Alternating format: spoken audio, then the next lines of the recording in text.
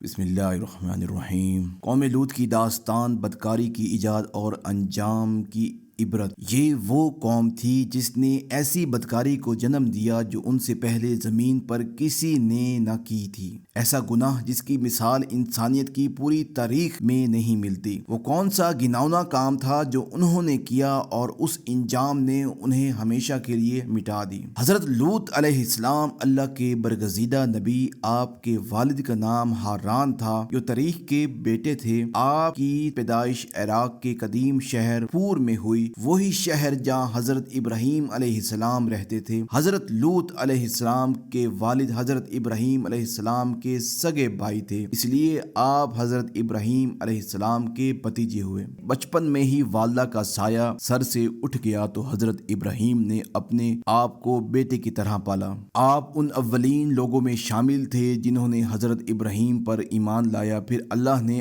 آپ کو اہل سدوم کی رہنمائی کے لیے نبی بنا کر بھیجا۔ حضرت لوط علیہ السلام کے کئی معجزات مشہور ہیں۔ آپ جب بارش کے لیے دعا کرتے تو آسمان بادلوں سے بھر جاتا اور تیز بارش ہونے لگتی۔ اس پتھر پر آپ سر رکھ کر سوتے، اس پر آپ کے سر مبارک کے نشانات بن جاتے۔ سدوم وہ علاقہ تھا جہاں آپ کو نبوت کا منصب فائز کیا گیا۔ یہاں کے ارد گرد 5 خوبصورت شہر آباد تھے، ہر شہر کی آبادی 1,00,000 سے زیادہ تھی۔ یہ خطہ سرسبز شاداب قدرتی نعمتوں اور زرخیز زمین کا شاہکار تھا۔ باغات، کھیتیاں، اناج، پھل پھول، ہر چیز وافرانی میں ملتی تھی۔ اردن، شام اور اسرائیل کے درمیان بسا یہ علاقہ اپنی زرعی پیداوار کے لیے مشہور تھا، لیکن اہل سدوم کا دل تنگ اور مزاج سخت تھا۔ وہ نہیں چاہتے تھے کہ باہر کے لوگ آ کر ان کی زمین اور نعمتوں سے فائدہ اٹھائیں۔ اسی لالچ اور خود غرضی کے دوران ایک دن وہ اپنے درمیان بیٹھ کر مشورہ کر رہے تھے کہ باہر سے آنے والے کو کیسے روکا جائے۔ اسی لمحہ ابلیس ایک بزرگ روپ میں ان کے پاس آیا اور اس نے کہا، اگر تم واقعی ان سے نجات چاہتے ہو میرے طریقے پر عمل کرو۔ لوگوں نے اس کی بات توجہ سے سنی۔ اگلے دن ابلیس کو نہایت حسین عورت کا روپ دھار کر آیا اور انہیں ایسا فعل سکھایا جو فطرت کے خلاف تھا، مردوں کے ساتھ بدفعلی۔ اس نے کہا، جب کوئی اجنبی تمہارے علاقے میں آئے اسے عورتوں کے بجائے مردوں کے ساتھ زبردستی بدکاری پر مجبور کرو، یوں وہ دوبارہ تمہارے علاقے میں آنے کی ہمت نہیں کرے گا۔ یہ فحش عمل ان کی عادات اور پھر ان کا فخر بن گیا۔ بے حیائی گھر گھر پہنچ گئی، محفلوں میں کھلے عام ہونے لگی۔ مسافروں میں سے کوئی نوجوان اور خوبصورت ہوتا تو یہ لوگ اسے اپنا شکار بنا لیتے۔ تلمود کی تحریروں کے مطابق اہل سدوم نہ صرف بدکار بلکہ ظالم، دھوکے باز اور سنگ دل تھے۔ کوئی مسافر ان کے علاقے سے خیریت سے نہیں گزر سکتا تھا، کوئی غریب ان کی بستی سے روٹی کا ٹکڑا تک نہیں پا سکتا تھا۔ اگر ایسا ہوتا کہ اجنبی بھوکا مر جاتا اور یہ لوگ اس کے کپڑے اتار کر برہنہ لاش دفن کر دیتے۔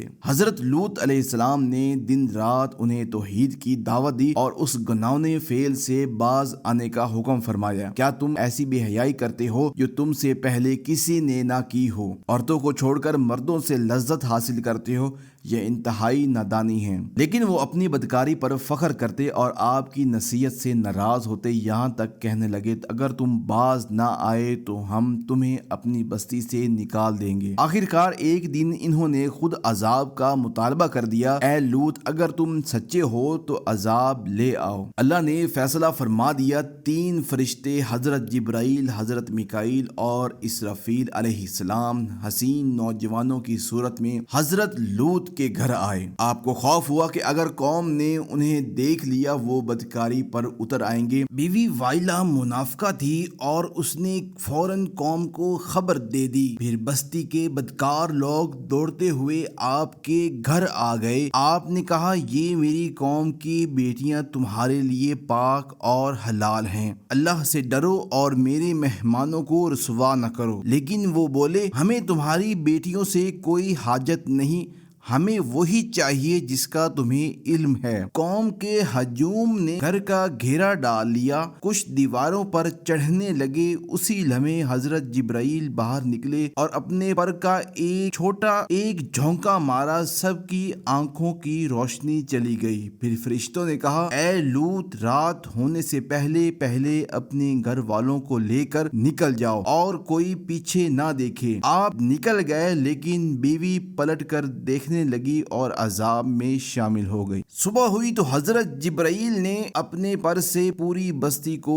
اکھیڑ کر آسمان پر اٹھا لیا، اتنی اونچائی تک کہ آسمان والوں نے کتے کے بھونکنے اور مرغ کے بولنے کی آوازیں سنی، اور پھر بستی کو الٹا کر زمین پر دے مارا اور اس پر پتھروں کی بارش ہوئی۔ ہر پتھر پر مجرم کا نام لکھا ہوا تھا۔ یوں وہ خوبصورت بستیاں مردار جھیل میں بدل گئیں۔ بحر مردار جس کا پانی آج بھی زہر ہے، نہ مچھلی زندہ رہ سکتی ہے نہ کوئی جاندار۔ آثار قدیمہ کی تحقیق سے پتہ چلتا ہے کہ زندگی ایک لمحے میں ختم ہوئی۔ لوگ اپنے روزمرہ کاموں میں تھے کہ اچانک زمین کے لیے جہنم بن گئی۔ آج بھی ان کے آثار اور پتھر کے مجسمے موجود ہیں، تا قیامت ایک عبرت۔ لیکن افسوس، آج کے کئی معاشرے اسے اسی گناہ کو آزادی کے نام پر جائز قرار دیتے ہیں، جبکہ یہ فطرت کے خلاف اور معاشروں کی بربادی کا سبب ہے۔ حضرت ابن عباس رضی اللہ تعالی عنہ سے روایت ہے کہ رسول اللہ صلی اللہ علیہ وآلہ وسلم نے فرمایا، اللہ کی لعنت ہے اس پر جو قوم لوط والا عمل کرے۔